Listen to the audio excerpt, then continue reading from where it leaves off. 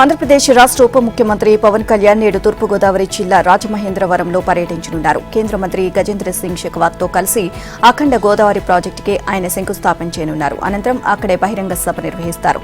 తర్వాత బొమ్మూరులో విజ్ఞాన కేంద్రం ప్రారంభిస్తారు. అక్కడి నుంచి దివాన్ చెరువు చేరుకుని అటవీ ఉద్యోగుల శిక్షణ కోసం ఫారెస్ట్ అకాడమీ భవన సముదాయానికి పవన్ శంకుస్థాపన చేయనున్నారు.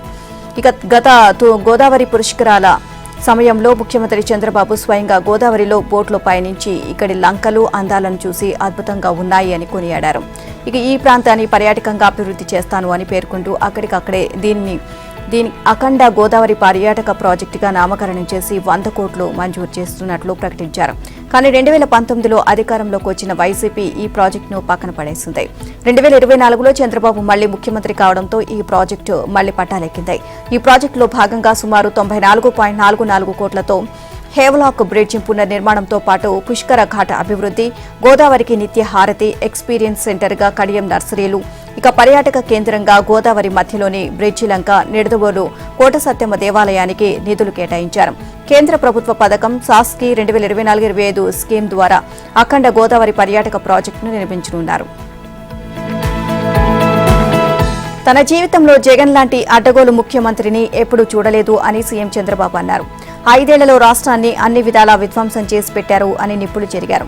దేశంలో ఎమర్జెన్సీ విధించి 50 ఏళ్లు పూర్తయిన సందర్భంగా విజయవాడలో జరిగిన సంవిధాన్ హత్య దివాస్ కార్యక్రమంలో ఆయన పాల్గొన్నారు. ఈ సందర్భంగా చంద్రబాబు మాట్లాడుతూ పాలన ఎలా ఉండకూడదో నాటి ఎమర్జెన్సీ ఒక కేస్ స్టడీ అన్నారు. పాలకులు ఎలా ఉండకూడదో 2019-24లో రాష్ట్రంలోని పాలకులు ఒక కేస్ స్టడీ అన్నారు. చెడు చేసిన వారిని తరిమి కొట్టడమే నిజమైన ప్రజాస్వామ్యం అన్నారు. ఉమ్మడి ఏపీలో తాను 9 సంవత్సరాలు ముఖ్యమంత్రిగా చేశానని, తన రాజకీయ జీవితంలో చాలా మంది ముఖ్యమంత్రులను చూశాను అన్నారు. కానీ 2019-24 మధ్య చూసిన ముఖ్యమంత్రి వేరు అని, ఒక ముఖ్యమంత్రి ఇలా కూడా చేయగలుగుతాడా అని ఆశ్చర్యం వేసింది అని అన్నారు. 5 ఏళ్ల పాటు అన్యాయాలు, అక్రమాలు, అవినీతి ఎవరు గొంతు విప్పినా నులిమి వేయడం, కబ్జాలు, మోసాలు, బెదిరింపులు, దాడులు, ఆస్తులు రాయించుకోవడం వంటివి జరిగాయి. గత పాలన వల్ల చాలా నష్టపోయాం. తానేమైనా పర్వాలేదు, తనను అభిమానించిన తెలుగు ప్రజానీకం కోసం తెలుగు రాష్ట్రాన్ని కాపాడుకోవాలి అన్న ఉద్దేశంతో రాజీ లేకుండా పోరాడం అని అన్నారు. ఇదే సమయంలో మిత్రుడు పవన్ కళ్యాణ్ కూడా చాలా ఇబ్బందులు పడ్డారు. రాష్ట్రంలో ప్రజాస్వామ్యం కాపాడుకోవాలని పవన్, తాను, నరేంద్ర మోదీ అందరం కలిసి ముందుకు వచ్చాం అని అన్నారు. అందరం కలిసి విధ్వంసం నుంచి రాష్ట్రాన్ని పునర్నిర్మిస్తాం అని చేసి ప్రజలకు హామీ ఇచ్చే అధికారంలోకి వచ్చాము అని చెప్పారు. తొలి ఏడాదిలోనే సుపరిపాలనలో తొలి అడుగు వేశామని చంద్రబాబు అన్నారు. వైసీపీ హయాంలో విధ్వంసమైన రాష్ట్రాన్ని కాపాడుకోవాలి అనే ఉద్దేశంతోనే ముందుకు సాగుతున్నాము అని స్పష్టం చేశారు. వెనుకబడిన ప్రాంతాల్లో పెట్టుబడులు పెడితే ఎక్కువ ప్రోత్సాహకాలు అందిస్తామని ముఖ్యమంత్రి చంద్రబాబు పారిశ్రామికవేత్తలకు హామీ ఇచ్చారు. విజయవాడలో జరిగిన ఫిక్కీ జాతీయ కార్యవర్గ సమావేశంలో పాల్గొన్న చంద్రబాబు ఏపీకి తాను తీసుకొచ్చిన బ్రాండును గత ప్రభుత్వం ధ్వంసం చేసింది అని మండిపడ్డారు. గత జగన్ ప్రభుత్వ పాలనలో పెట్టుబడిదారులకు చేదు అనుభవాలు ఎదురయ్యాయి అన్న చంద్రబాబు మళ్లీ ఆ భూతం అధికారంలోకి రాకుండా చూసుకుంటాము అంటూ పారిశ్రామికవేత్తలకు హామీ ఇచ్చారు. ఈసారి కూటమి ప్రభుత్వం ఏమరపాటుగా లేదు అన్న సీఎం 2029 ఎన్నికల్లో కూడా మళ్లీ కూటమి ప్రభుత్వం కంటిన్యూ అయ్యేలా అన్ని రకాల జాగ్రత్తలు తీసుకుంటున్నామని అన్నారు. కేంద్రంలో కూడా ఎన్డీఏ ప్రభుత్వం కంటిన్యూ కావడంతో దేశం అభివృద్ధి వైపు పరుగులు పెడుతోంది అని చంద్రబాబు స్పష్టం చేశారు. ఏపీలోని ఆర్థిక అసమానతలు తొలగించేందుకు పారిశ్రామికవేత్తలు, ధనవంతులు ముందుకు రావాలి అంటూ చంద్రబాబు విజ్ఞప్తి చేశారు. ఆస్తిపరులు ఒకవైపు, పూట గడవు అని పేదలు మరొక వైపు అన్నట్లు ఉన్న అసమానతలు తొలగించేలా పనిచేస్తున్నాము అని సీఎం తెలిపారు. సమాజానికి సేవ చేసే సమయం ఇది అంటూ పారిశ్రామికవేత్తలకు పిలుపునిచ్చారు. సమాజంలో అసమానతలను రూపుమాపాలి అంటూ సీఎం కోరారు. వెనుకబడిన ప్రాంతాల్లో పెట్టుబడులు పెడితే అధిక ప్రోత్సాహకాలు ఇస్తాము అని పారిశ్రామికవేత్తలను సీఎం చంద్రబాబు ఆహ్వానించారు. ఇప్పుడు ఈజ్ ఆఫ్ డూయింగ్ బిజినెస్ కాదని స్పీడ్ ఆఫ్ డూయింగ్ బిజినెస్ అని అన్నారు. ఎవరు ముందు వస్తే వారికే ఫస్ట్ ప్రయారిటీ ఉంటుంది అని తెలియజేశారు. తప్పు చేసిన ఎవరిని రెడ్ బుక్ వదిలిపెట్టదు అని మంత్రి లోకేష్ తేల్చి చెప్పారు. రెడ్ బుక్ పేరు చెబితేనే కొందరు వైసీపీ నేతలు గుండెల్లో రైలు పరిగెడుతున్నాయి అని అన్నారు. అధికారంలో ఉన్నాము అన్న అహంకారం ఉండొద్దని, కలిసి పనిచేద్దామంటూ కూటమి నేతలు, కార్యకర్తలకు లోకేష్ సూచించారు. చట్ట ప్రకారం రెడ్ బుక్ తన పని తాను చేసుకుంటూ పోతుంది అని మంత్రి లోకేష్ మరోసారి స్పష్టం చేశారు. రెడ్ బుక్ విషయంలో ఎవరికి ఎలాంటి అనుమానాలు అవసరం లేదని చెప్పారు. కృష్ణా జిల్లా మచిలీపట్నంలో నియోజకవర్గ నేతలు కార్యకర్తలతో సమావేశమైన లోకేష్ అధికారంలో ఉన్నా కష్టపడాల్సిందేనని, అహంకారంతో వ్యవహరించకూడదు అంటూ సూచించారు. ప్రజల నమ్మకంతో బాధ్యత అప్పగించారని దాన్ని నిలబెట్టుకోవాలి అని, గత పాలకుల అహంకారంతోనే 151 కాస్త 11కు పడిపోయింది అని అన్నారు. రెడ్ బుక్ పేరు చెబితే కొంతమందికి గుండెపోటు వస్తుందని, మరికొందరు బాత్రూముల్లో జారి పడుతున్నారు అని అన్నారు మంత్రి లోకేష్. తన తల్లిని దూషించిన వారిని ఎట్టి పరిస్థితులు వదిలిపెట్టే ప్రసక్తే లేదు అని స్పష్టం చేశారు. ఏపీ అభివృద్ధి కోసం అటు మోదీ ఇటు పవన్ కళ్యాణ్ ఎంతో సహకారం అందిస్తున్నారని నేతలు కార్యకర్తలకు మంత్రి లోకేష్ గుర్తు చేశారు. చిన్న చిన్న సమస్యలు వస్తూ ఉంటాయని కూర్చొని మాట్లాడుకుని పరిష్కరించుకుంటూ సమన్వయంతో ముందుకు సాగాలి అని కోరారు. మిస్ ఫైర్లు, క్రాస్ ఫైర్లు, విడాకులు ఎట్టి పరిస్థితుల్లోనూ ఉండకూడదు అన్నారు. యోగాంధ్రను ప్రధాని మోదీ మరోసారి కొనియాడారు. ఈ నెల 21న వైజాగ్లో నిర్వహించిన ఈ కార్యక్రమం తన అంచనాలను మించి విజయవంతమైంది అని ప్రశంసించారు. ఇక సీఎం చంద్రబాబు, మంత్రి లోకేష్ దీన్ని సక్సెస్ చేశారు అని బుధవారం కేంద్ర మంత్రివర్గ సమావేశంలో మంత్రులందరి ముందు వ్యాఖ్యానించారు. తాను చాలా యోగా కార్యక్రమాలు చూశాను, యోగాంధ్ర స్ఫూర్తి ఎక్కడా కనిపించలేదు అన్నారు. ఇలాంటి అతి భారీ కార్యక్రమాన్ని చూడలేదు అని, ఇది కేవలం కార్యక్రమం కాదు, ఒక ఉద్యమం అని అన్నారు. ఇక గత 11 ఏళ్లలో తాను హాజరైన అన్ని యోగా కార్యక్రమాల్లోకి యోగా ఆంధ్ర అనుభవం ప్రత్యేకంగా నిలిచిపోతోంది అని మోదీ కొనియాడారు. దీన్ని అత్యంత ప్రతిష్టాత్మకంగా తీసుకుని విజయవంతం చేసేందుకు చంద్రబాబు, లోకేష్ చేసిన కృషి అభినందనీయం అన్నారు. ఈ నెల రోజుల పాటు యోగాంధ్ర నిర్వహించడం అసాధారణ విషయం అన్నారు. 30 రోజుల పాటు సమాజంలోని అన్ని వర్గాల వారిని ఏకతాటిపైకి తీసుకొచ్చి ఎలా నిర్వహించారో నివేదిక ఇవ్వాలని ఏపీ ప్రభుత్వాన్ని కోరాను అని చెప్పారు. ఇక ఆ నివేదిక వచ్చిన తర్వాత అధ్యయనం కోసం అన్ని రాష్ట్రాలకు పంపుతానని, యోగాంధ్ర విజయాన్ని మీరందరూ కూడా స్టడీ చేయాలి అని కేంద్ర మంత్రులకు సూచించారు. ఒక మంచి కార్యక్రమాన్ని ఎలా విజయవంతం చేయాలో చంద్రబాబు, లోకేష్ ను చూసి మిగతా వారంతా నేర్చుకోవాలి అని అన్నారు. ఏపీలో జగన్ చేస్తున్న యాత్రలు కేవలం బల ప్రదర్శనలు మాత్రమేనని, వేల మందితో ఆయన చేస్తున్న యాత్రలను నిషేధించాలని ఏపీపీసీసీ అధ్యక్షురాలు వైఎస్ షర్మిల డిమాండ్ చేశారు. గుంటూరులో బుధవారం మీడియాతో మాట్లాడుతూ ఇటీవల మాజీ సీఎం జగన్ రెంటేపాళ్ల పర్యటనలో జరిగిన సింగయ్య మృతిపై స్పందిస్తూ పోలీసుల తీరుపై మండిపడ్డారు. కారు కింద పడిన సింగయ్య మృతికి జగన్ నిర్లక్ష్యంతో పాటు పోలీసుల వైఫల్యం కూడా ఉంది అన్నారు. అనుమతి ఇచ్చింది కేవలం 5 వాహనాలు 100 మందికి మాత్రమేనని, వేల మందితో జగన్ రెడ్డి యాత్రలు చేస్తుంటే పోలీసులు ఏం చేశారు అని ప్రశ్నించారు. జనాన్ని కొన్నట్లు పోలీసులను కూడా కొంటున్నాడో అర్థం కావడం లేదు అని షర్మిల ఆరోపించారు. వేల మందితో యాత్రల వస్తుంటే పోలీసులు ఏం చేస్తున్నారు? హౌస్ అరెస్ట్ చేయొచ్చు కదా, నిఘా వ్యవస్థ ఏం చేస్తుంది అని ఆమె ప్రశ్నించారు. తాము నిరసన చేస్తామంటే హౌస్ అరెస్టులు చేస్తున్నారని మండిపడ్డారు. ఏడాది పాలనలో మంచి చేశామని చంద్రబాబు చెప్పుకోవడం దెయ్యాలు వేదాలు వల్లించినట్లుగా ఉంది అని ఎద్దేవి చేశారు. మంచి కాదు, ఓట్లు వేసిన ప్రజల్ని ముంచారు అని మండిపడ్డారు. ఏడాదిలో 1,50,000 కోట్లు అప్పులు చేయడం మంచిదా అని ప్రశ్నించారు. లిక్కర్ కుంభకోణం ప్రత్యేక దర్యాప్తు బృందం నోటీసును వైసీపీ యువనేత బేఖాతరు చేశారు. మద్యం ముడుపుల సొమ్మును తరలించారని, చంద్రగిరిలో వైసీపీ అభ్యర్థిగా ఖర్చు చేశారన్న ఆరోపణలు ఎదుర్కొంటున్న చెవిరెడ్డి మోహిత్ రెడ్డి సిట్ విచారణకు ఢుమా కొట్టారు. విజయవాడలోని సిట్ కార్యాలయంలో బుధవారం విచారణకు హాజరు కావాలి అంటూ ఇటీవల దర్యాప్తు అధికారులు నోటీసులు ఇచ్చారు. దీంతో ముందస్తు బెయిల్ కోసం కోర్టును ఆశ్రయించిన మోహిత్ రెడ్డి విచారణకు రాకుండా అజ్ఞాతంలోకి వెళ్లిపోయాడు. ఇక న్యాయస్థానంలో ఉపశమనం లభిస్తోంది అని ఆయన ఆశిస్తుంటే నిందితుని ఆచూకీ కోసం సిట్ అధికారులు ఆరా తీస్తున్నారు. ఏపీ రాజధాని అమరావతి ప్రాంత మహిళలపై జర్నలిస్ట్ కృష్ణంరాజు చేసిన నీచ వ్యాఖ్యలకు సంబంధించిన వీడియోను తమ ముందు ఉంచాలని ప్రాసిక్యూషన్ను హైకోర్టు ఆదేశించింది. కృష్ణంరాజు బెయిల్ పిటిషన్పై విచారణను శుక్రవారానికి వాయిదా వేసింది.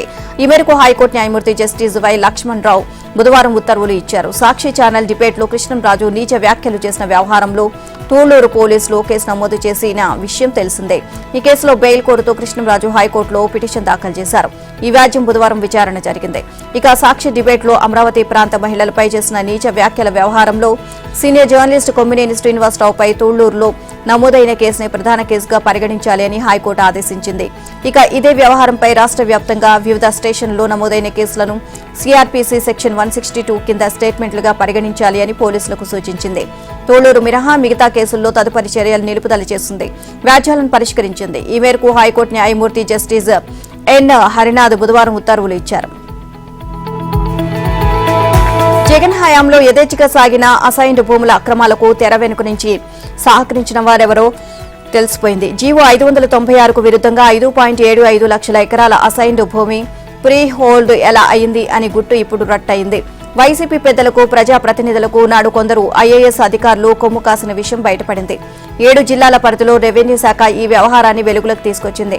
2 జిల్లాలకు చెందిన ప్రస్తుత కలెక్టర్లు 5 జిల్లాల జాయింట్ కలెక్టర్ల పాత్రను వెలికితీసింది. వారిపై విచారణ చేపట్టి చర్యలు తీసుకోవాలి అంటూ ముఖ్యమంత్రికి రెవెన్యూ శాఖ నివేదిక ఇచ్చింది. ఇక ఈ నేపథ్యంలో ఫ్రీ హోల్డ్ అక్రమాలపై ఆ శాఖ ఉన్నత స్థాయి విచారణ జరిపింది. జీవో 596 ఉల్లంఘనతో పాటు చట్టపరిధిలో లేని భూములు, రికార్డులు లేనివి, సర్వీస్ ఇనాం షరతుగల పట్టా, చుక్కల భూములను కూడా భారీగా ఫ్రీ హోల్డ్ చేశారని గుర్తించింది. కొన్ని జిల్లాల్లో కలెక్టర్, మరికొన్ని చోట్ల జేసీ స్థాయి అధికారులే వైసీపీ నేతల అక్రమాలకు కొమ్ము కాస్తున్నట్లు స్పష్టమైంది. దీంతో కలెక్టర్, జేసీ ప్రభావంతో అక్రమంగా ఫ్రీ హోల్డ్ అయిన భూములు, తహసీల్దార్ పరిధిలో తీసుకున్న తప్పుడు నిర్ణయాలపై రెవెన్యూ అధికారులు సమగ్ర నివేదికను సిద్ధం చేశారు. ఇందులో టాప్ 5 జిల్లాల్లో ప్రధానంగా 7 అధికారుల పాత్రను గుర్తించారు. ముఖ్యమంత్రి చంద్రబాబు ప్రతిష్టాత్మకంగా తలపెట్టిన పోలవరం ప్రాజెక్టు పనులు వేగం పుంజుకున్నాయి. పాపికొండల మధ్య గోదావరి ప్రాజెక్టు చుట్టూ కొండలు, పచ్చని వాతావరణం, స్పిల్వే నుంచి రాజమండ్రి వైపు నీటి ప్రవాహం, ఎగువ కాపర్ డ్యాం, స్పిల్వే రోడ్డుతో పోలవరం తూర్పు గోదావరి వైపు రాకపోకలకు మార్గం, స్పిల్వేను ఆనుకొని ఉన్న కొండ దిగువన ఉమ్మడి తూర్పు గోదావరి జిల్లా వైపు గోదావరిలో ఎగువ, దిగువ కాపర్ డ్యాం మధ్య earth rock fill dam gap 2లో చకచకా సాగనున్న డయాఫ్రమ్ వాల్ పనులు, దానిని ఆనుకొని గతంలో తూర్పుగోదావరి జిల్లాలో ఖాళీ చేసిన అంగుళూరులో ఈసీఆర్ఎఫ్ గ్యాప్ 1లో పునాది పనులు, దానికి ఎదురుగా జోరుగా సాగుతున్న విద్యుత్ కేంద్రం పనులు, ఎదురుగా కొండల్లో పోలవరం ఎడమ ప్రధాన కాలువ టన్నెల్ నిర్మాణం, అన్నిటినీ మించి భారీ యంత్రాలు, వాహనాల రాకపోకల సందడి, వీటన్నిటితో పోలవరం బహళార్థ సాధక ప్రాజెక్టు కలకల్లాడుతోంది. జగన్ 5 ఏళ్ల హయాంలో పోలవరం ప్రాజెక్టు క్షేత్రం వద్ద ఒక్క పని జరగక యంత్రాలన్నీ తుప్పుపట్టాయి. ప్రాజెక్టును చూసేందుకు రానిచ్చేవారే కాదు, ఎలాగోలా వెళ్తే అక్కడి పనులు ఎక్కడే నిలిచిపోయి కనిపించేసరికి ప్రాణం ఉసూరుమనేది. ఇక గత ఏడాది సార్వత్రిక ఎన్నికల్లో జగన్ ఘోర పరాజయం, టీడీపీ కూటమి ఘన విజయంతో చంద్రబాబు మరోసారి సీఎం పదవి చేపట్టి మళ్లీ ప్రాజెక్టుకు ప్రాణం పోశారు. ఇక ప్రాజెక్టును 2027 డిసెంబర్ నాటికేటి పరిస్థితులను పూర్తి చేయాలి అన్న ఆయన మార్గనిర్దేశంతో పనులన్నీ వేగంగా చేస్తున్నారు. ప్రాజెక్టు కోసం తమ ఉనికిని త్యాగం చేసి నిర్వాసితులకు R&R ప్యాకేజీ పునరావాసం కూడా ఈలోపు పూర్తి చేసే దిశగా అడుగులు వేస్తున్నారు. ఇక ఈసీఆర్ఎఫ్ డ్యాం డిజైన్లను కేంద్ర జల సంఘం ఈ వారాంతానికి ఆమోదించే అవకాశం ఉందని పోలవరం ఎస్సీ రామచంద్రరావు ఆంధ్రజ్యోతికి తెలియజేశారు. నవంబర్ 1 నుంచి పనులు ప్రారంభిస్తాము అని అన్నారు. కృష్ణమ్మ బిరబిరా పరుగులు పెడుతోంది. జూన్లోనే బేసిన్లోని ప్రాజెక్టులు జలకళను సంతరించుకున్నాయి. శ్రీశైలం నీటి నిల్వ 100 టీఎంసీలు దాటింది. ఆల్మట్టి నుంచి జూరాల దాకా ప్రాజెక్టులు గేట్లు తెరుచుకున్నాయి. ఎగువ కృష్ణాలో ఉన్న ఆల్మట్టి ప్రాజెక్టుకు బుధవారం 70,000 క్యూసెక్ల వరద రాగా గేట్ల ద్వారా 27,000 జల విద్యుత్ ఉత్పాదనతో 42,000 క్యూసెక్లకు దిగువకు వదులుతున్నారు. నారాయణపూర్ ప్రాజెక్టుకు 68,000 క్యూసెక్ల వరద చేరుతుండగా గేట్ల ద్వారా 59,000 విద్యుత్ ఉత్పాదనకు 6,000 క్యూసెక్లను కిందకు వదులుతున్నారు. ఇక భీమా నదిపై ఉన్న ఉజ్జయిని ప్రాజెక్టుకు 15,000 క్యూసెక్లు రాగా 59,000 క్యూసెక్లు గేట్ల ద్వారా 1,600 క్యూసెక్లను విద్యుత్ ఉత్పాదనకు వదిలివేస్తున్నారు. ఇక జూరాల ప్రాజెక్టుకు 52,000 క్యూసెక్ల వరద రాగా గేట్లు విద్యుత్ ఉత్పత్తి ద్వారా 55,000 క్యూసెక్లను కిందకు వదులుతున్నారు. ఇటు తుంగభద్ర నదులపై ఉన్న తుంగభద్ర జలాశయానికి 24,000 క్యూసెక్ల వరద వచ్చింది. ప్రాజెక్టు పూర్తిస్థాయి సామర్థ్యం 105.79 టీఎంసీలకు గాను ప్రస్తుతం 50.31 టీఎంసీలు ఉన్నాయి. ఇక శ్రీశైలం ప్రాజెక్టుకు 58,000 క్యూసెక్ల వరద వచ్చి చేరింది. ఇక జలాశయం పూర్తిస్థాయి సామర్థ్యం 215.81 టీఎంసీలు కాగా ప్రస్తుతం 103.89 టీఎంసీలు నిల్వ ఉంది. ఈ సీజన్లో ప్రాజెక్టుకు 66.84 టీఎంసీల జలాలు వచ్చి చేరడం విశేషం. మరోవైపు గోదావరి బేసిన్ ప్రాజెక్టులకు వరద స్వల్పంగా వస్తోంది. మహారాష్ట్ర ఔరంగాబాద్ శివార్లోని పైఠాన్లో ఉన్న జేక్వాడి ప్రాజెక్టుకు 12,000 క్యూసెక్ల వరద వచ్చింది. ఆ తర్వాత సింగూరుకు 540 క్యూసెక్లు, శ్రీరామ్ సాగర్కు 2,315 క్యూసెక్లు, శ్రీపాద ఎల్లంపల్లికి 646 క్యూసెక్లు వరద వచ్చింది. ఇక ఇదిలా ఉంటే వాయువ్య బంగాళాఖాతంలో ఏర్పడిన ఉపరితల ఆవర్తన ప్రభావంతో అదే ప్రాంతంలో రాగల 24 గంటల్లో ఒక అల్పపీడన ప్రాంతం ఏర్పడే అవకాశం ఉందని హైదరాబాద్ వాతావరణ కేంద్రం తెలియజేసింది. దీని ప్రభావంతో ఇవాళ రేపు తెలంగాణలోని కొన్ని జిల్లాల్లో అక్కడక్కడ భారీ వర్షాలు కురిసే అవకాశం ఉందని తెలిపింది. మరికొన్ని జిల్లాలు ఉరుములు, మెరుపులు, ఈదురుగాలులతో కూడిన వర్షాలు పడతాయని వెల్లడించింది. జగన్ పర్యటిస్తున్న కారు ఢీకొని వైసీపీ దళిత కార్యకర్త చిలి సింగయ్య మరణించిన కేసును నిర్వీర్యం చేసేందుకు ఈ ఘటనలో జగన్, ఆయన ప్రయాణించిన కారు ప్రమేయం లేదు అంటూ తప్పించడానికి పెద్ద కుట్ర జరిగినట్లు పోలీసులు ఉన్నతాధికారులు అనుమానిస్తున్నారు. ఏడాది కిందట ఎన్నికల ఫలితాలపై బెట్టింగులు కాసి 1.5 కోటి పోగొట్టుకుని ఆత్మహత్య చేసుకున్న వైసీపీ రెంటపాళ్ల ఉప సర్పంచ్ నాగమల్లేశ్వరరావు కుటుంబాన్ని పరామర్శించడానికి ఈ నెల 18న జగన్ వెళ్లారు. ఈ క్రమంలో ఏటుకూరు బైపాస్ వద్ద వెంగళాయపాలెనికి చెందిన ప్లంబర్ సింగయ్యను ఆయన ప్రయాణిస్తున్న కారు ఢీ కొట్టింది. కారు కింద పడిన సింగయ్యను పట్టించుకోకుండా జగన్ ముందుకు వెళ్లడంతో తీవ్రంగా గాయపడ్డారు. తర్వాత వైసీపీ కార్యకర్తలు పెద్దగా కేకలు వేయడంతో డ్రైవర్ కారును ఆపాడు. సింగయ్యను బయటకు తీశాక ముందుకు వెళ్లిపోయాడు. ఇక సింగయ్య కొద్దిసేపటికే కన్నుమూశాడు. ఈ విషయం బయటకు వస్తే రాజకీయంగానే కాక చట్టపరంగా కూడా ఇబ్బంది అవుతుంది అని భావించిన వైసీపీ నాయకులు కేసును తప్పుదోవ పట్టించేందుకు కుట్ర పన్నినట్లు తెలుస్తోంది. ఈ క్రమంలో గుంటూరు జిల్లాకు చెందిన ముఖ్య నాయకుడితో పాటు కృష్ణా జిల్లాకు చెందిన వైసీపీ నేత తలసిల రఘురాం రంగంలోకి దిగినట్లు ఉన్నతాధికారులు దృష్టికి వచ్చింది. జగన్ కాన్వాయ్లో ఉన్న కార్లలో ఒకటైన దేవినేని అవినాష్ అనుచరుడి కారును ఉద్దేశపూర్వకంగానే తెరపైకి తెచ్చినట్లు తెలుస్తోంది. ఈ పరిస్థితుల్లో 18, 19 తేదీల్లో చోటు చేసుకున్న పరిణామాలను పరిశీలించిన ఉన్నతాధికారులు ఈ వ్యవహారంపై ఉన్నత స్థాయి దర్యాప్తునకు ఆదేశించారు. దర్మిలా ఆ తేదీల్లో గుంటూరు, కృష్ణా జిల్లాలకు చెందిన నేతలతో పోలీస్ శాఖలో ఎవరు టచ్లోకి వెళ్లారు అనేది తెలుసుకునేందుకు వారి కాల్ డేటాను పరిశీలిస్తున్నట్లు తెలుస్తోంది. బీఆర్ఎస్ ప్రభుత్వ హయాంలో ఫోన్ ట్యాపింగ్ కు గురైన ప్రముఖుల జాబితా రోజురోజుకు పెరిగిపోతుంది. ఏబీఎన్ ఆంధ్రజ్యోతి సంస్థల మేనేజింగ్ డైరెక్టర్ వేమూరి రాధాకృష్ణ ఫోన్ను కూడా ట్యాప్ చేసినట్లు సిట్ అధికారులు గుర్తించారు. మావోయిస్టుల సమాచారం కోసము అంటూ అక్రమంగా ట్యాపింగ్ చేయించిన ఫోన్ నెంబర్లలో ఆంధ్రజ్యోతి ఎండీ నంబర్ కూడా ఉన్నట్లు నిర్ధారించారు. రాధాకృష్ణ ఫోన్ను ట్యాప్ చేయించడం ద్వారా ఆయన సంభాషణలను రోజుల తరబడి విన్నారు. ఆయన కదలికలపై నిఘా పెట్టారు. ఈ మేరకు సిట్ అధికారులు బుధవారం సాయంత్రం ఆంధ్రజ్యోతి ఎండీకి ఫోన్ చేసి సమాచారం ఇచ్చారు. బీఆర్ఎస్ ప్రభుత్వ హయాంలో ఎస్ఐబీలో అక్రమంగా ఏర్పాటు చేసిన స్పెషల్ ఆపరేషన్ టీం నాయకులతో పాటు జర్నలిస్టులు, న్యాయమూర్తులు, పలువురు సినీ ప్రముఖుల ఫోన్లను ట్యాప్ చేయడంపై సిట్ అధికారులు సాక్ష్యాధారాలను సేకరిస్తున్నారు. ఈ మేరకు ఫోన్ ట్యాపింగ్ బాధితులకు ఫోన్లు చేసి పిలిపించుకొని వారి వాంగ్మూలాన్ని నమోదు చేసుకుంటున్నారు. రాధాకృష్ణ నుంచి కూడా వాంగ్మూలం కోరే అవకాశం ఉన్నట్లు తెలుస్తోంది. ఇక ఆనాటి SIB chief T Prabhakar Rao ఆధ్వర్యంలో బృందాలు మావోయిస్టుల సమాచారం పేరిట అనుమతులు తీసుకుని ప్రముఖుల ఫోన్లను అక్రమంగా ట్యాపింగ్ చేశారు. ఆంధ్రజ్యోతి ఎండీతో పాటు 615 మంది ఫోన్ నెంబర్లను ప్రభాకర్ రావు మావోయిస్టుల సమాచారం కోసము అంటూ ట్యాపింగ్ కు అనుమతి కోరుతూ రివ్యూ కమిటీకి పంపారు. ఇక ఈ నెంబర్లను పరిశీలించి పంపాల్సిన నాటి intelligence chief Anil Kumar, DGP Anjani Kumar సాధారణ నెంబర్లుగా భావించి రివ్యూ కమిటీకి పంపారు. అయితే రివ్యూ కమిటీలోని సభ్యులు సైతం వీటిని పరిశీలించకుండానే ఫోన్ ట్యాపింగ్ కు అనుమతి ఇవ్వడంతో ప్రభాకర్ రావు టీం అక్రమానికి పాల్పడ్డారు.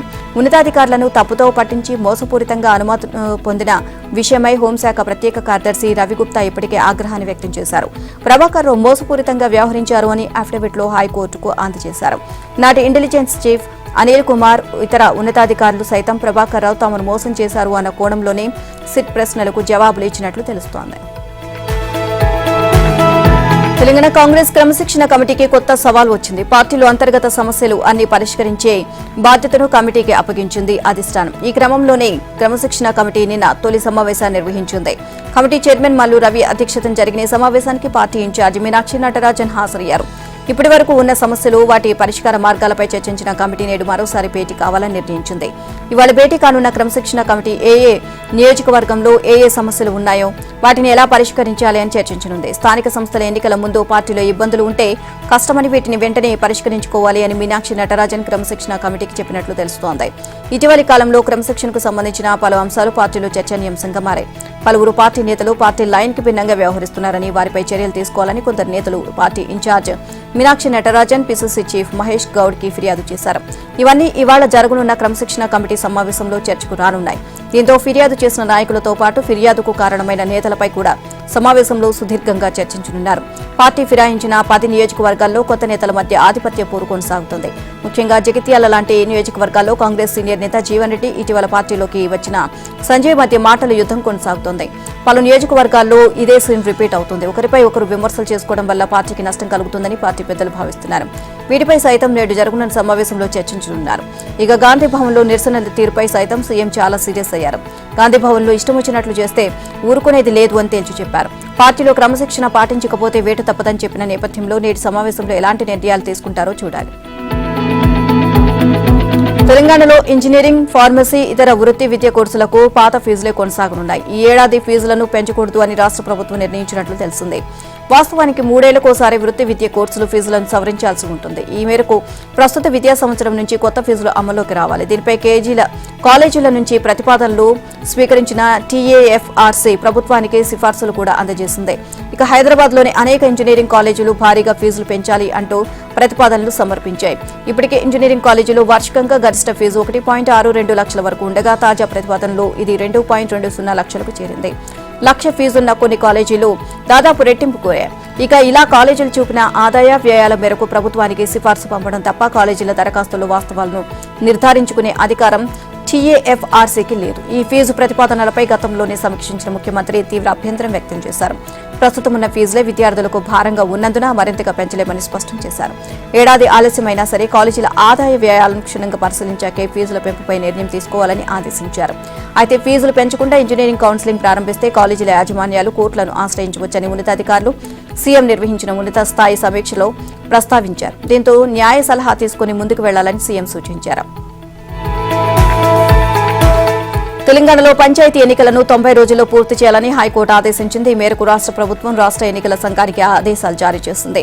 30 రోజుల్లో రిజర్వేషన్లను ఖరారు చేసి పంచాయతీ ఎన్నికల నిర్వహణకు సమ్మతి తెలియచేయాలని ప్రభుత్వానికి నిర్దేశించింది. ప్రభుత్వం సమ్మతి తెలిపిన తర్వాత ఫలితాల వెల్లడితో సహా మొత్తం ఎన్నికల ప్రక్రియను 60 రోజుల్లో పూర్తి చేయాలని ఎస్ఈసీకి స్పష్టం చేసింది. సెప్టెంబర్ 30లోగా పంచాయతీ ఎన్నికల ఫలితాలు వెల్లడించాలని ఆదేశాలు జారీ చేసింది. రాజ్యాంగం నిర్దేశించిన ప్రకారం పంచాయతీల పదవీకాలం ముగిసేలోగా ఎన్నికలు నిర్వహించాల్సి ఉన్నప్పటికీ ఇప్పటికే 14 నెలలు ఆలస్యం చేశారని పేర్కొంది. 2024 జనవరి 31 నాటికే పంచాయతీల గడువు ముగిసింది అని తెలిపింది. 14 నెలలు ఎందుకు ఆలస్యం జరిగింది, అది న్యాయసమ్మతమా కాదా అనే చర్చలోకి ప్రస్తుత దశలో వెళ్లడం లేదు అని తెలిపింది. ఎన్నికల ప్రక్రియలో 4వ దశ అయిన రిజర్వేషన్ల ఖరారును పూర్తి చేయాలని ప్రభుత్వాన్ని ఆదేశించింది. ఈ ప్రక్రియను పూర్తి చేయడానికి కనీసం 20 రోజులు పడుతుంది అని ప్రభుత్వం చెప్పగా తాము 30 రోజుల గడువు ఇస్తున్నామని తెలిపింది. ఎన్నికలు నిర్వహించి ఫలితాలు ప్రకటించడానికి ఎస్ఈసీకి 60 రోజుల గడువు ఇస్తున్నట్లు పేర్కొంది. ఇక సెప్టెంబర్ 30న లేదా అంతకంటే ముందే ఫలితాలు ప్రకటించాలని ఆదేశించింది. తెలుగు రాష్ట్రాల్లో సంచలనంగా మారిన గద్వాల జిల్లాలో తేజేశ్వర్ హత్య కేసు అనేక మలుపులు తిరుగుతోంది. పోలీసుల విచారణలో నిస్తుపోయే అనేక విషయాలు వస్తున్నాయి. ఇక బ్యాంకు ఉద్యోగి తిరుమల రావు మొదట తన భార్యను హత్య చేసి ప్రియురాలు ఐశ్వర్యతో ఉండాలని భావించాడు. కానీ అలా చేస్తే కుటుంబ సభ్యుల ముందు పరువు పోతుంది అని భావించారు. దీంతో ఐశ్వర్య భర్త తేజేశ్వర్ ను చంపేస్తే ప్రియురాలితో కలిసి ఉండవచ్చు అని స్కెచ్ వేశాడు. ఇక సుపారీ ఇచ్చి నెల 17న హత్య చేయించాడు. ఇక సర్వేయర్ తేజేశ్వర్ హత్య కేసులో పోలీసులు పురోగతి సాధించారు. ప్రధాన నిందితుడు బ్యాంకు ఉద్యోగి తిరుమల రావును అదుపులోకి తీసుకుని విచారిస్తున్నారు. విచారణలో నివ్వెరపోయే విషయాలు వెలుగు చూస్తున్నాయి. తేజేశ్వర్ హతమార్చిన తర్వాత ప్రియురాలు ఐశ్వర్యతో కలిసి విదేశాలకు పారిపోవాలని భావించిన తిరుమలరావు 20 లక్షలు లోన్ తీసుకున్నారు. అందులో నుంచి 2 లక్షలు సుపారీ గ్యాంగుకు ఇచ్చారు. పోలీసులు సాంకేతిక పరిజ్ఞానం ఉపయోగించి నిందితులను గుర్తించారు. ఇక సెల్ ఫోన్ కాల్స్, సీసీ ఫుటేజీలు, కాల్ డేటాలు అన్నిటినీ సేకరించి నిందితులను అదుపులోకి తీసుకున్నారు. కారులో హత్య చేసిన సమయంలో ఉన్న డ్రైవర్, సుపారీ గ్యాంగ్ సభ్యులు ఇద్దరు. తేజేశ్వర్ భార్య ఐశ్వర్య, ఆమె తల్లి సుజాతను పోలీసులు అదుపులోకి తీసుకుని విచారించారు. విదేశాలకు పారిపోదామా అనుకున్న తిరుమలరావును కడపలో పోలీసులు అదుపులోకి తీసుకుని విచారిస్తున్నారు. కిడ్నీ మార్పిడి చేయిస్తాము అని నమ్మబలికి బాధితుల నుంచి భారీగా డబ్బులు వసూలు చేస్తున్న ఉమ్ముటాను సూర్యాపేట జిల్లా పోలీసులు పట్టుకున్నారు. కోదాడకు చెందిన రైతు నరేష్ కిడ్నీ సంబంధిత వ్యాధితో బాధపడుతూ ఏపీ విజయవాడలోని ఓ ప్రైవేట్ ఆసుపత్రిలో చికిత్స పొందుతున్నాడు. గత ఏడాది డిసెంబర్లో చికిత్స నిమిత్తం ఆసుపత్రికి వెళ్లిన నరేష్ కు కొంతమంది పరిచయమై కిడ్నీ మార్పిడి చేయిస్తామని నమ్మబలికారు. ఇందుకు అవసరమైన నగదును దశలవారీగా నరేష్ 22 లక్షలు వారికి చెల్లించారు. 6 నెలలు దాటినా కిడ్నీ మార్పిడి చేయించకపోవడంతో మోసపోయినట్లు గ్రహించిన నరేష్ కోదాడ పోలీసులకు ఫిర్యాదు చేయగా ఈ ఘటనపై కేసు నమోదైంది. సీఐ శివశంకర్ నేతృత్వంలో పోలీసులు ముఠా సభ్యులను గుర్తించడానికి నరేష్ ను విజయవాడ తీసుకువెళ్లారు. ముఠాలోని 6 సభ్యులు K Tatarao, K Ramadevi, D Prithviraj, K Baburao, K Vishnu, Mohammed సర్దార్ను అదుపులోకి తీసుకున్నారు. 4 పరారీలో ఉన్నారు. నిందితులను విచారించగా ఏపీలోని శ్రీకాకుళం, గుంటూరు, విజయవాడ జిల్లాలకు చెందిన 10 మంది ముఠాగా ఏర్పడి విజయవాడలోని కిడ్నీ డయాలసిస్ సెంటర్ల వద్ద కిడ్నీ బాధితుల వివరాలు సేకరిస్తారని అంగీకరించారు. ఇక బాధితుల్లో మాట్లాడి కిడ్నీ మార్పిడి చేయిస్తామని నమ్మబలికి వారి నుంచి లక్షలు నగదు వసూలు చేయిస్తుంటామని తెలిపారు. చికిత్సకు అవసరమైన అనుమతులు, ధృవీకరణ పత్రాలు, రక్త నమూనాలను సంబంధించిన ఫోర్జరీ పత్రాలను బాధితులకు చూపుతామని, శస్త్రచికిత్స చేయాల్సిన సమయం దగ్గర పడినప్పుడు తప్పించుకుంటామని విచారణలో తెలిపారు. నిందితుల నుంచి 7 సెల్ ఫోన్లు, 6 రబ్బర్ స్టాంపులు, ఇంక్ ప్యాడ్ ను స్వాధీనం చేసుకున్నట్లు కోదాడ డీఎస్పీ మామిళ్ల శ్రీధర్ రెడ్డి తెలియజేశారు. ఆసియా ఉద్రిక్తల నేపథ్యంలో కేంద్రం చేపట్టిన ఆపరేషన్ సింధు కొనసాగుతుంది. ఇరాన్ ఇజ్రాయెల్లో ఉన్న భారతీయులను వెనక్కి తీసుకొస్తుంది. ఈ క్రమంలోని ఇజ్రాయెల్ నుంచి 224 మంది భారతీయులతో ప్రత్యేక విమానం ఢిల్లీ చేరుకుంది. వీరిలో ఎక్కువ మంది విద్యార్థులు ఉన్నారు. ఇక వీరందరినీ తమ ప్రాంతాలకు సురక్షితంగా పంపించేందుకు అధికారులు ఏర్పాట్లు చేస్తున్నారు. యుద్ధంలోని భయంకర పరిస్థితుల నుంచి స్వదేశానికి సురక్షితంగా రావడం ఆనందకరంగా ఉందని భారతీయులు తెలియజేశారు. ఇక డ్రోన్లు, క్షిపణుల దాడులతో భయపడ్డామని అన్నారు. స్వదేశం తీసుకువచ్చినందుకు కేంద్రానికి కృతజ్ఞతలు తెలియజేశారు. కాగా కేవలం భారతీయులను మాత్రమే కాకుండా నేపాల్, శ్రీలంక దేశాల విజ్ఞప్తితో ఆ దేశాల ప్రజలను కూడా భారత ప్రభుత్వం అమెరికా రాజకీయాల్లో మరో భారత సంతతి వ్యక్తి సత్తా చాటుతున్నారు. న్యూయార్క్ నగర మేయర్ అభ్యర్థిగా భారత సంతతికి చెందిన జోహ్రాన్ మమదాని సంచలన విజయం సాధించారు. మాజీ గవర్నర్ ఆండ్రూ క్యూమోను ఓడించి చరిత్ర సృష్టించారు. లైంగిక వేధింపుల ఆరోపణలతో క్యూమో రాజకీయ భవితవ్యం ప్రశ్నార్థకంగా మారగా మమదాని యువతను ఆకట్టుకునే హామీలతో ముందుకు సాగారు. ఈ గెలుపుతో డెమోక్రటిక్ పార్టీలో కొత్త సమీకరణాలు ఏర్పడే అవకాశం ఉంది అని భావిస్తున్నారు. ఇక ముఖ్యంగా ఆయన మేయర్ ఎన్నికల్లో గెలవాలని కోరుకుంటున్నారు. కాగా మమదాని ప్రఖ్యాత సినీ దర్శకురాలు మీరా నాయర్ కుమారుడు కావడం విశేషం. న్యూయార్క్ నగర మేయర్ అభ్యర్థిగా మమదాని విజయం సాధించడంతో మీరా నాయర్ పేరు ఇప్పుడు మరోసారి మారుమోగిపోతోంది. ఒడిశాలో జన్మించిన మీరా నాయర్ మీరాబాయి ఫిల్మ్స్ బ్యానర్ కింద పలు చిత్రాలు నిర్మించడంతో పాటు దర్శకత్వం కూడా వహించారు. ఇక కామసూత్ర, మాన్సూన్ వెడ్డింగ్, సలాం బాంబే వంటి చిత్రాలలో ఆమె సంచలనం సృష్టించారు.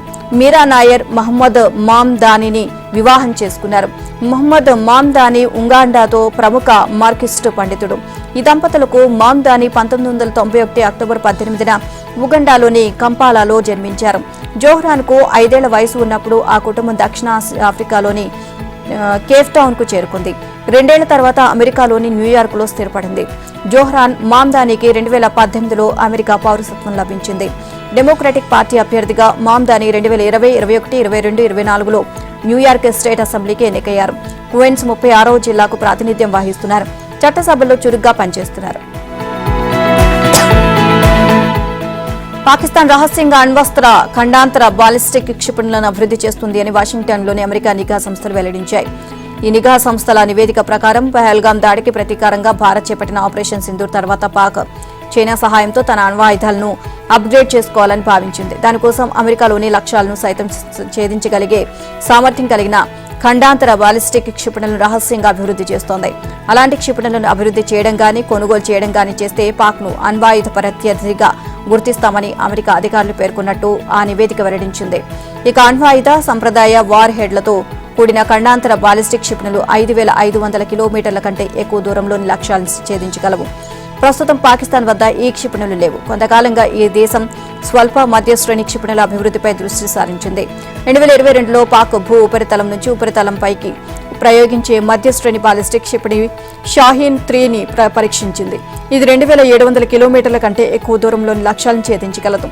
గత ఏడాది పాక్ చేపట్టిన లాంగ్ రేంజ్ బాలిస్టిక్ క్షిపణి అభివృద్ధి కార్యక్రమానికి అమెరికా ఆంక్షలు పెట్టింది. దాదాపు 170 అణ్వాయుధాలు కలిగి ఉన్న పాకిస్తాన్ అణ్వాస్త్ర వ్యాప్తి నిరోధక ఒప్పందంపై సంతకం చేయలేదు. లీడ్స్ వేదికగా జరిగిన తొలి టెస్టులో చాలా వరకు ఆధిపత్యం ప్రదర్శించిన టీమిండియా అనూహ్యంగా ఓటమి పాలైంది. ఇది నిజంగా జీర్ణించుకోలేనిదే. కొత్త కెప్టెన్ శుభ్మన్ గిల్ సేన ఓటమికి పేస్ బౌలర్లే కారణము అన్న విమర్శలు వినిపిస్తున్నాయి. పేస్ బౌలింగ్ ఆల్రౌండర్ గా జట్టులోకి వచ్చిన శార్దుల్ ఠాగూర్ తన ఎంపికకు న్యాయం చేయలేకపోయాడు. బ్యాటింగ్ లో 2 ఇన్నింగ్స్ లో కలిపి 5 పరుగులు మాత్రమే చేసిన శార్దుల్ 2 వికెట్లు పడగొట్టాడు. ఇక 8 ఏళ్ల తర్వాత జట్టులోకి వచ్చిన కరణ్ నాయర్ విఫలమయ్యాడు. ఈ నేపథ్యంలో వచ్చే బుధవారం నుంచి బర్మింగ్హామ్ లో జరిగే 2వ టెస్టులో పాల్గొనే భారత జట్టు కూర్పు మేనేజ్మెంట్ కు పెద్ద సవాల్గా మారింది. పనిభారం కారణంగా బుమ్రాకు విశ్రాంతినిస్తే బౌలింగ్ మరింత బలహీనపడే అవకాశం ఉంది. భారత బౌలర్లలో క్రమశిక్షణ, నిలకడ లోపించింది అని పలువురు మాజీ ఆరోపిస్తున్నారు. ఒకవైపు బుమ్రా తీవ్రంగా శ్రమిస్తున్న ప్రసిద్ధ కృష్ణ, శార్దూల్ చెత్త బంతులతో ఇంగ్లాండ్కు పుంజుకునే అవకాశం కల్పించారు. ఈ నేపథ్యంలో 2వ టెస్టుకు శార్దూల్ స్థానంలో కుల్దీప్ ను తీసుకోవాలి అనే వాదన బలంగా వినిపిస్తుంది. ఒకవేళ కరణ్ నాయర్ ను పక్కన పెడితే నితీష్ కుమార్ కు ఛాన్స్ దక్కే అవకాశం